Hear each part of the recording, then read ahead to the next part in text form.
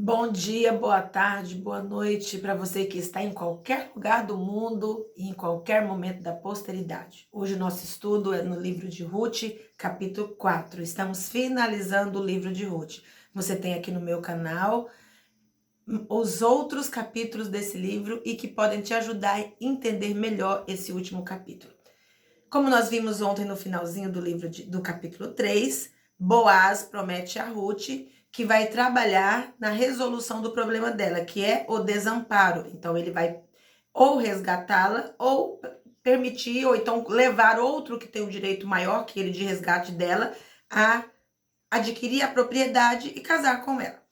Ele começa o capítulo 4, começa com Boaz indo à praça da cidade, onde se reuniam os homens, os anciãos daquela cidade, para expor o problema. E ele chega ao resgatador, que tinha direito primeiro de resgate na hierarquia de parentesco, e disse para ele, ó, Ruth e Noemi, aliás, Noemi, a esposa de Elimeleque, e a sua nora estão aqui, eles estão precisando de um resgatador para tirar as terras da mão da pessoa que eles deviam, voltar para nossa tribo, e só que tem um porém, quem fizer esse resgate tem que casar com a Ruth.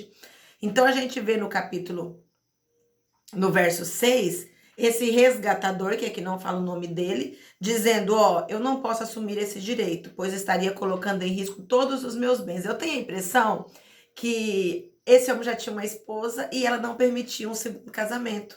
Porque no começo ele disse que ele ia resgatar, que era direito dele, ele ia. Aqui ele já diz, não, já que eu tenho que casar com Ruth, isso aí eu não consigo fazer. Então ele tinha um impedimento, então a gente vê aqui a cultura da época sendo contestada, porque a cultura era podia casar com quantos quisesse, desde que você tivesse condições financeiras e físicas de amparar essas mulheres, de nutrir. E aqui ele diz que não, que se ele fizer isso, ele perde propriedade. Então a gente não sabe aqui o que aconteceria com ele. E aí, Boaz falou, tudo bem, então o direito agora é meu, você está abrindo mão na frente de todos os nossos líderes dessa cidade, de Belém de Judá, nós estamos falando, e eu vou assumir o resgate, eu vou comprar as terras que já foram vendidas, vou resgatar para nosso povo e vou casar com Ruth. E ali, eles fazem um trato, que era um costume de Israel, que você vai ler no capítulo, que era descalçar os sapatos, você vai ler, vou deixar com você. E aí o povo que estava ali naquele momento, diz no versículo 11 e 10, 11 e 12, olha, nós somos testemunhas que Yahvé torne essa mulher que entra agora em tua casa semelhante a Raquel e Lia. Raquel e Lia são as matriarcas dessas tribos. É as duas mulheres que foram mulheres de Jacó e que delas veio as 12 tribos de Israel. E nós estamos falando aqui da tribo de Judá. Boaz é de Belém de Judá, Noemi e Ruth agora está dentro dessa tribo. Ruth, mesmo sendo moabita, está dentro dessa tribo. E aí no 12 diz, e com os filhos que o Senhor te conceder dessa jovem, sejam a tua família como a de Pérez, que Tamar deu a Judá. É outra contemporânea dessa tribo lá de trás, que foi muito honrada. Inclusive está na genealogia de Jesus, a Tamar. Um dia nós vamos estudar a história dela. E no versículo 13, aí Boaz casa-se com Ruth, tem relação sexual, Deus os abençoa, vê que gravidez é bênção, né? E deu à luz a um filho. As mulheres da cidade foram até Noemi. Lembra que Noemi tinha chegado lá no capítulo 1, quando as mulheres vieram saudá-la na porta da cidade, ela disse que não queria saudação, que ela não era feliz, que ela não era aquela mulher antigamente, que ela queria trocar o nome para Mara. Então, aqui as mulheres vêm e dizem, olha, bendito seja o Deus que não te deixou sem alguém para te resgatar, que o nome do teu neto seja célebre em Israel. Observa que esse menino não é mais neto de Noemi, de sangue. Ele é filho de Ruth com Boaz. Boaz é primo de Noemi, do esposo de Noemi. E Ruth era só a ex-nora, né? E o que aconteceu aqui? Cumpriu-se uma regra de Israel. Tem uma ordenança de Deus que se uma mulher se casa com o filho de uma família, ou todos eles, e não gera filho, o próximo homem que casar com ela, o primeiro filho não é dele, é dessa família antiga, para essa família não ficar sem herdeiros. Por que essa família não pode ficar sem herdeiros, Sandra? Porque a posse Entre o povo de Israel, a posse é vitalícia, é hereditária. Então, a terra de Elimeleque passou para Malom e Quilion. Malom e Quilion morreu, foi resgatado para o Boaz. Mas quando nessa família um filho crescer, essa terra volta para a família de Elimeleque. Lá não tem vender terra e um perder sua posse. Tem a cada 7 anos existe um retratamento naquele contrato, ou a cada 50.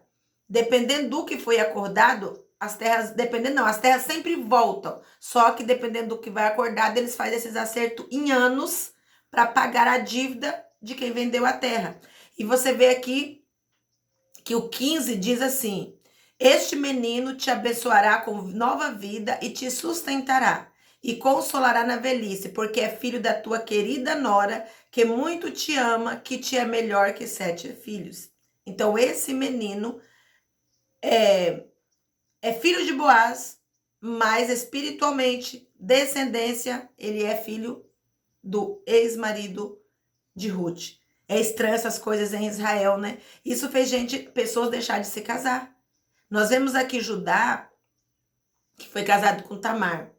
Ele teve um problema grave, porque ele teve 3 filhos, isso lá em Gênesis. Os 3 filhos casou com a mulher e morreu.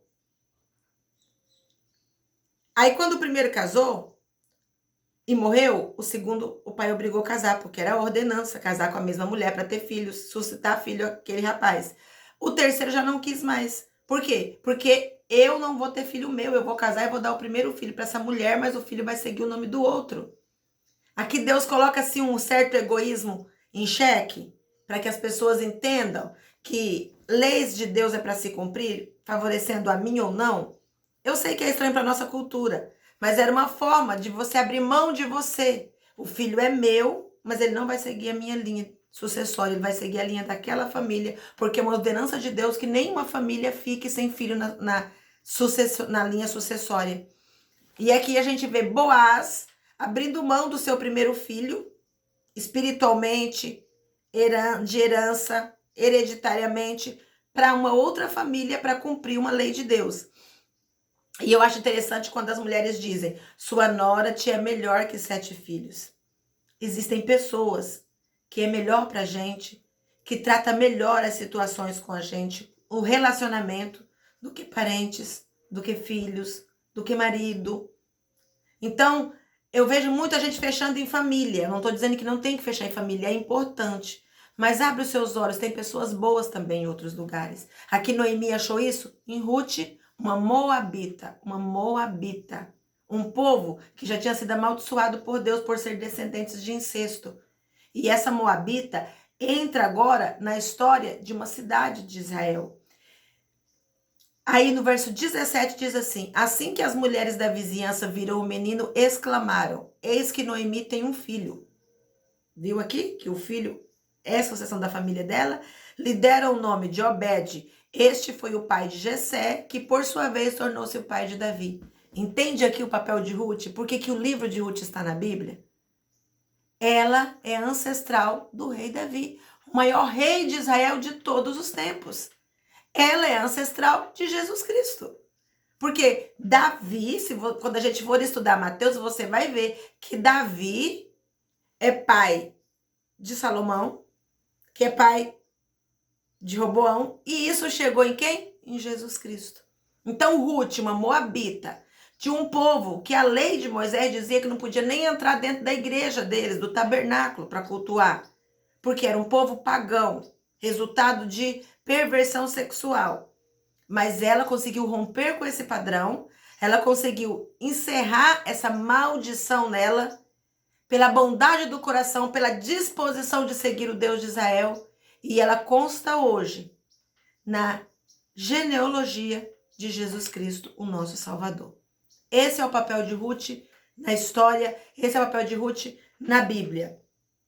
E você pode, a partir de hoje, entender os padrões de repetição da sua família, da sua geração, desse mundo secular, que às vezes você está sempre vendo cumprir em você, no casamento, relacionamento, profissão, emocional, ele pode se quebrar em você. A decisão é sua. A que caminho eu vou seguir? O que que eu vejo de promissor na minha frente? Ruth não pensou duas vezes, tomou essa decisão no capítulo 1. E ela finaliza a sua história entrando para os anais da história bíblica, entrando para os anais da história cristã. Esse é o aprendizado que Ruth nos deixa. Recomeço, quebra de padrão.